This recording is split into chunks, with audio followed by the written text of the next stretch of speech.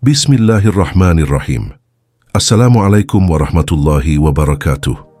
Aku ingin memulai tulisan ini dengan sebuah pengakuan. Aku terkejut ketika pertama kali membaca pernyataan Dr. Phil Al-Makin, seorang profesor, rektor perguruan tinggi negeri, ilmuwan yang sudah lama dikenal sebagai sosok akademik yang tenang dan sistematis, tiba-tiba menulis dengan bahasa yang tajam, berani, bahkan provokatif. Kalimatnya masih terngiang di telingaku. Bangsa ini butuh nabi-nabi asli.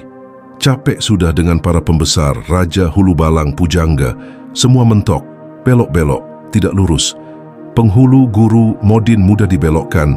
Hanya nabi yang lurus dengan ajakan moral, kejujuran, keberanian. Aku berhenti sejenak. Benarkah ini keluar dari seorang akademisi yang biasanya berhati-hati dalam merumuskan kalimat? Ataukah memang Allah sengaja membuka pintu langit melalui mulut seorang profesor agar bangsa ini sadar bahwa saat ini bukan zamannya teori, melainkan zamannya wahyu? Bangsa ini memang sedang berada di titik jenuh. Rakyat berulang kali dijanjikan perubahan. Demokrasi dikumandangkan, tetapi keadilan masih terasa jauh. Pluralisme digembar-gemborkan, tetapi diskriminasi masih subur. Hukum ditegakkan, tetapi kerap tajam ke bawah dan tumpul ke atas. Kita punya banyak pembesar, tetapi sedikit yang jujur. Kita punya banyak guru, tetapi sedikit yang berani. Kita punya banyak tokoh, tetapi hanya segelintir yang tetap lurus. Di tengah keresahan itu, Profesor Al-Makin meletakkan sebuah batu uji. Kalau ada nabi, siapa yang menolak dan tidak mendukung? Kalimat ini memang terdengar provokatif, tetapi provokatif dalam arti yang menyadarkan, bukan sekadar membakar emosi. Ia menguji kita. Beranikah bangsa ini mengakui jika Allah benar-benar menghadirkan kembali jalur wahyu di bumi Nusantara ini? Sesungguhnya, bahasa Profesor Al-Makin bisa dipahami dalam dua lapisan. Lapisan awam, banyak orang tentu akan kaget, bahkan menolak. Karena sejak kecil kita diajari bahwa kenabian telah berakhir, pintunya sudah ditutup rapat, maka setiap ucapan tentang nabi akan dianggap aneh, bahkan berbahaya. Lapisan akademis dan ruhani, disinilah letak kedalaman pernyataan itu. Profesor Al-Makin tidak sedang main-main. Ia melihat bahwa bahasa politik, hukum, dan filsafat modern sudah mentok.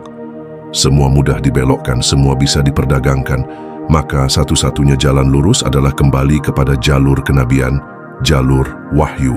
Dan di titik itulah aku menyadari, Profesor Al-Makin sedang berfungsi sebagai ulama sejati, bukan sekadar rektor atau peneliti.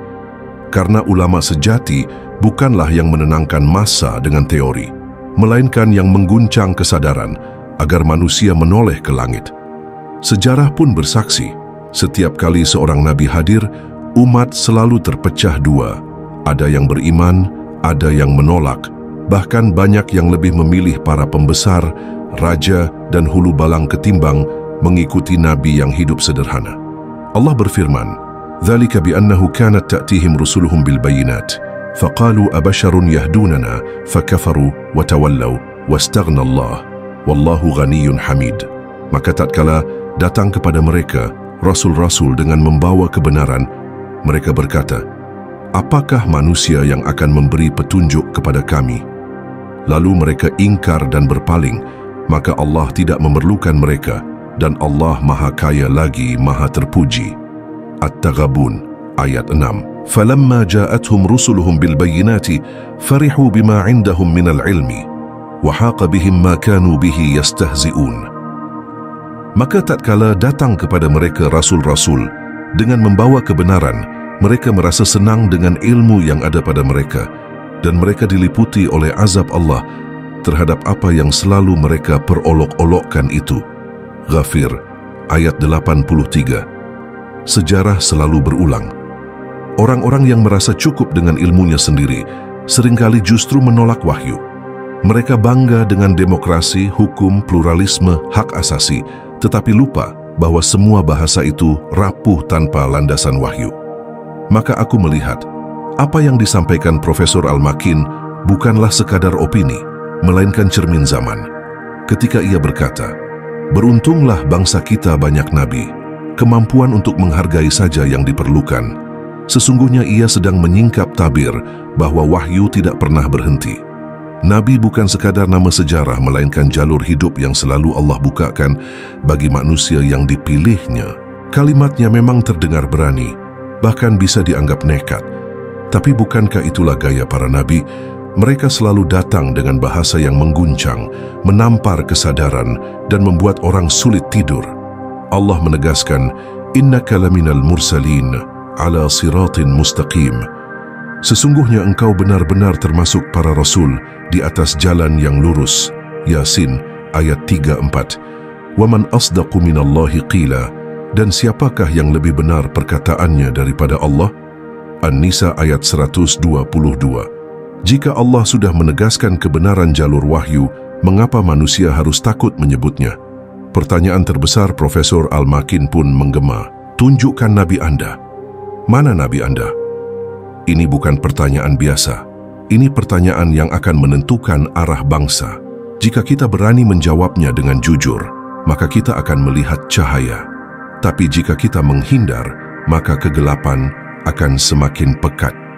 Disinilah aku teringat firman Allah, "Ya ayyuhalladzina amanu istajibu lillahi walir rasuli idza da'akum lima yuhyikum." Wahai orang-orang yang beriman, penuhilah seruan Allah dan Rasul apabila dia menyeru kalian kepada sesuatu yang memberi kehidupan. Al-Anfal ayat 24. Wahyu bukan untuk membunuh, wahyu untuk menghidupkan. Dan bangsa ini sedang butuh kehidupan baru. Apakah bahasa Profesor Al-Makin provokatif? Ya memang, tapi provokasi yang menyelamatkan. Apakah pernyataannya berbahaya? Ya, berbahaya bagi mereka yang ingin mempertahankan status quo, yang ingin menutup rapat pintu langit. Tapi bagi pencari kebenaran, itu bukan bahaya. Itu undangan Allah. Maka aku menulis dengan kesaksian ruhani.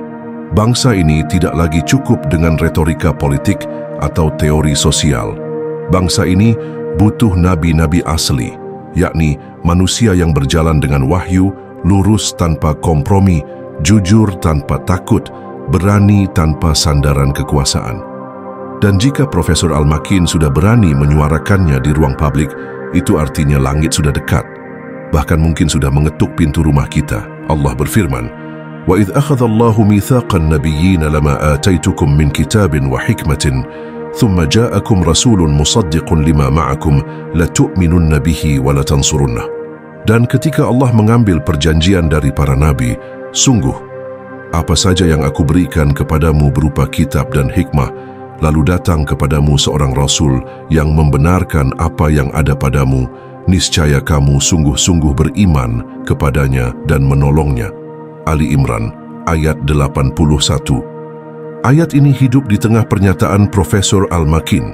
Ia tidak hanya bicara sebagai akademisi, tetapi sebagai saksi zaman. Kini, tinggal bangsa ini yang harus menjawab. Apakah kita akan menutup telinga, ataukah kita akan berani berkata kami beriman? Sebab jika kita menolak, Allah sudah memperingatkan, "Wattaqu fitnatan la tusibanna alladhina zalamu minkum khassatan wa'lamu annallaha syadidul iqab." Dan peliharalah dirimu dari siksaan yang tidak khusus menimpa orang-orang yang zalim saja di antara kamu. Dan ketahuilah bahwa Allah sangat keras siksanya. Al-Anfal ayat 25. Azab itu tidak memilih. Jika bangsa ini menolak wahyu, maka semua akan merasakannya. Tetapi jika bangsa ini menerima, maka rahmat akan turun dan Indonesia akan menjadi pusat cahaya dunia. Maka aku akhiri narasi ini dengan kesadaran penuh. Pernyataan Profesor Al-Makin bukan sekadar opini, bukan sekadar kritik. Itu adalah bahasa langit yang disalurkan melalui seorang ilmuwan. Bahasa yang provokatif, tapi justru karena itu kita harus mendengarnya. Sebab Allah sedang menguji kita. Apakah kita siap menyambut nabi-nabi asli, ataukah kita tetap bersandar pada pembesar yang mudah dibelokkan? Dan jawabannya ada di dada bangsa ini. Wassalamu ala man ittaba'al huda. Keselamatan hanya bagi orang-orang yang mengikuti petunjuk.